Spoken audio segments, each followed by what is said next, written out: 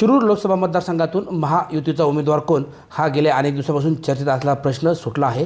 या विभागाचे माजी खासदार शिवसेना उपनेते शिवाजीराव आढळराव पाटील यांना मुख्यमंत्री एकनाथ शिंदे यांनी या भागातून महायुतीचा उमेदवार म्हणून कामाला लागण्याच्या सूचना दिल्या आहेत। नुकतीच आढळराव पाटील यांनी मुख्यमंत्री एकनाथ शिंदे यांची भेट घेतली। आपल्यासोबत आहेत आढळराव पाटील। दादा, काय सांगाल, मुख्यमंत्री साहेबांची यांनी आपली चर्चा झाली, यातनं काय निर्णय झाला? आपल्या सगळ्यांना माहिती आहे की गेले 5 वर्ष कसलीही अपेक्षा न ठेवता मी मतदारसंघामध्ये जनतेची सेवा करतो आहे। विकास कामं असेल, लोकांना धीर देण्याचं काम असेल, अवकाळी पावसामुळे झालेलं नुकसान असेल, दुष्काळामुळे झालेलं नुकसान असेल, कोरोना काळामध्ये लोकांना आलेल्या अडचणी असेल, ह्या सगळ्या अडचणीवर मात करण्यासाठी मी सातत्यानं जनतेमध्ये आहे, गावोगावी फिरतो आहे। मतदारसंघ मोठ्या क्षेत्रफळामध्ये जवळजवळ 55% ग्रामीण आणि 45% शहरी भाग असल्यामुळं दोन्ही ठिकाणी माझं अस्तित्व आपल्याला बघायला मिळतं आहे। अक्षरशः पायाला भिंगरी लावल्यापासून फिरतो आहे। त्यामुळं मुख्यमंत्र्यांना हे गृहीत आहे की मी ह्या वेळेला लोकसभेचा उमेदवार असेल, असं मुख्यमंत्र्यांनी मला वेळोवेळी तसे संकेत दिले आहे 1.5-2 वर्षामध्ये। काल कॅबिनेटची बैठक झाल्यानंतर आदरणीय वळसे पाटील, मी, अजितदादा आणि मुख्यमंत्री आम्ही एका बाजूच्या दालनामध्ये 20-25 मिनटं चर्चा करत होतो। त्यावेळेला मी मुख्यमंत्र्यांसमोर विषय काढला की साहेब, आता हे सगळीकडं चालू आहे, माझ्या मतदारसंघामध्ये उमेदवार महाविकास आघाडीचा जाहीर झाला आहे, त्यांचा प्रचार चालू झाला आहे, आपल्याकडं कधी होणार आहे?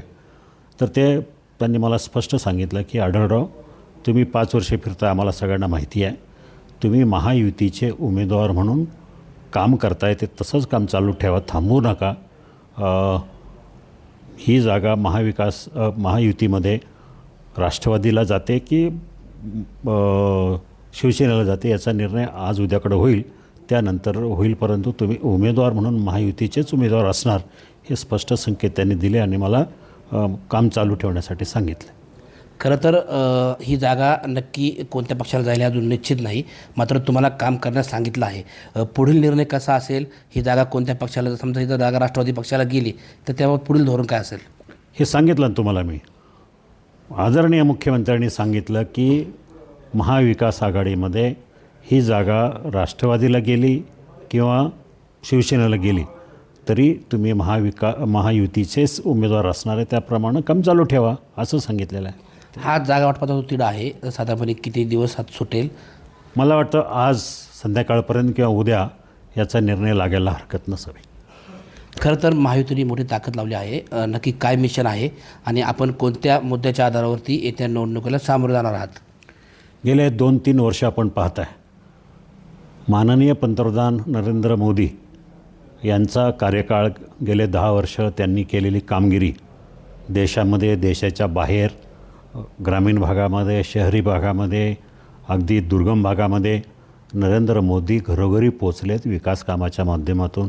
स्त्रियांच्या योजना असतील, शेतकऱ्यांच्या योजना असतील, शहरी भागाच्या योजना असतील, शहर सुधारण्याची व्यवस्था असेल, लोकांना घरं देण्याचा विषय असेल, लोकांना घरोघरी पाणी देण्याचा विषय असेल, रस्ते असतील, ही सगळी कामं, शेतकऱ्यांना मदत, आर्थिक मदत प्रत्येक महिन्याला, ही सगळी कामं नरेंद्र मोदीजींच्या माध्यमातून झाली। त्यामुळं नरेंद्र मोदीजींचं आकर्षण ह्या देशामध्ये मोठ्या प्रमाणात वाढत चाललं आहे आणि आमचं मिशन आहे महाराष्ट्रामध्ये मिशन 48 आणि देशामध्ये केंद्र पातळीवर आपकी बार 400 पार।